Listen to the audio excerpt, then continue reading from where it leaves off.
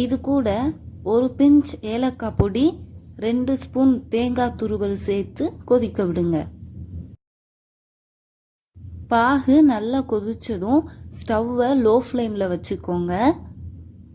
உளுந்த மாவை கொஞ்சம் கொஞ்சமாக தூவி ஆட் பண்ணிக்கோங்க. நம்ம எடுத்து வச்சிருக்கிற களிமாவை ஃபுல்லாக ஆட் பண்ணிட்டு நடுவில் ஸ்பூனை வச்சிங்கன்னா அது நின்றுச்சுன்னா நம்ம சேர்த்துருக்கிற தண்ணி கரெக்டான அளவு.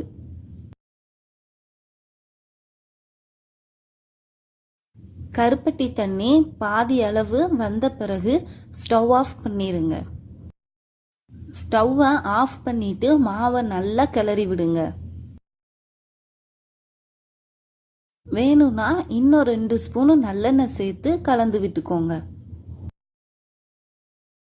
ஃபைனலாக 2 to 3 டேபிள் ஸ்பூன் நெய் சேர்த்து